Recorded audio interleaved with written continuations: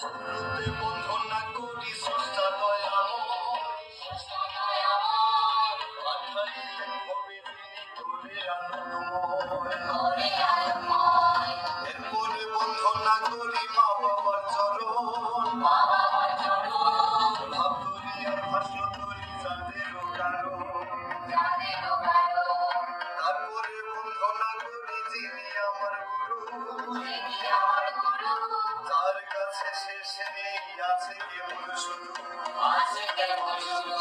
এরপরে বন্ধন না করি পীর ফকির দরবেশ, যার দীক্ষায় ভালোবাসি মানুষ আর স্বদেশ। তারপরে বন্ধন না করি গ্রামের কৃষক চাষা, যাদের সঙ্গে আহার জোটে মুখে মুখে ভাষা। তারপরে বন্ধন না করি চর্যা বন্ধু, আর যত বন্ধন না করি গভীর সরু। এই কথা বলিয়া আজকে সভা করলাম শুরু,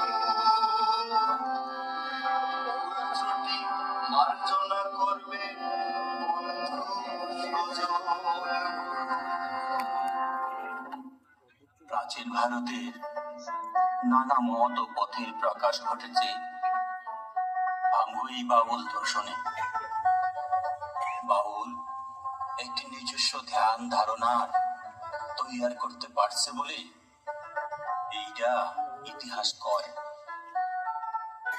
নদীর যেমন বিভিন্ন শাখা প্রশাখা এক জায়গায় এসে মিলে যায়, তেমনি এই ধারায় বিভিন্ন মত ও পথ এক মোহনায় মিলেছে। মিলেমিশে থাকাটাই যে আমাদের জনম জনমের শিক্ষা। গুরু অনুমতি প্রার্থনা করছি। বলো। বাউল দর্শনে ৮৪ লক্ষ জনি পরিভ্রমণের পরে সে পায় মানব জনম। মানুষের সকল ভালো কাজ ঊর্ধ্বগমনের মধ্য দিয়ে নির্বাণের পথে এগিয়ে যায়। সাধু সাধু সাধু সাধু। তোমরা সকলে একে একে বয়ান কইরা আমাগো এই চৌচির হওয়া তৃষ্ণার্ত হৃদয় একেবারে শীতল করে দাও হে বাউল। আমাদের সমাজ জীবন নানান ভাবে বিভক্ত, এগুলো সবই মানুষের সৃষ্টি। বাউলরা ধর্ম বর্ণ গোত্রে বিভক্ত করে মানুষকে দেখে না। বাউলরা মানুষকে দেখে কেবল মানুষ হিসাবে। এইটাই আমাকে শিক্ষা।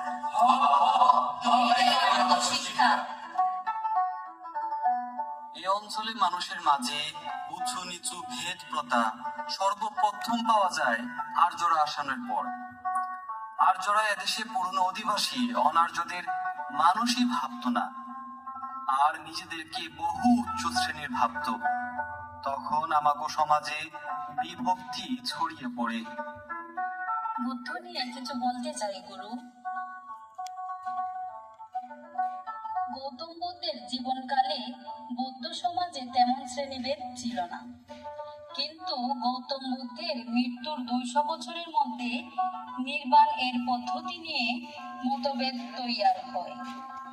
এর ফলে বৌদ্ধ ধর্ম মহাযান ও হীনযান এই দুই শাখায় প্রথমে বিভক্ত হয়ে পড়ে। সহযান ও কালচক্রযানে বিভক্ত হয়। সাধু সাধু।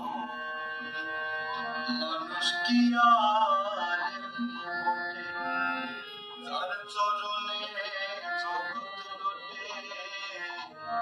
এই না পঞ্চভূতের ঘটে,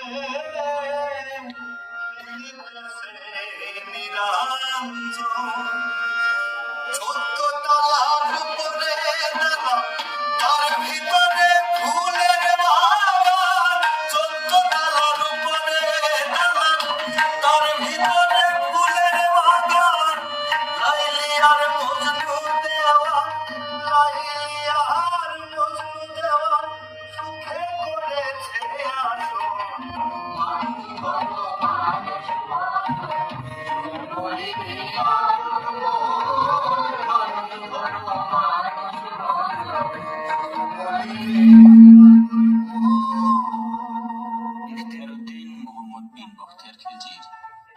বাংলা বিজয়ের পরে এই ভারতবর্ষে মুসলমানদের রাজত্ব শুরু হয়।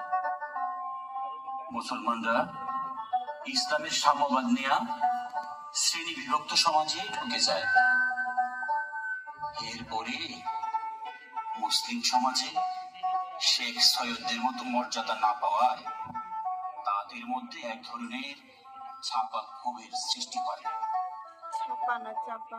আবারও বর্ণ বৈষম্য বাড়তে থাকে।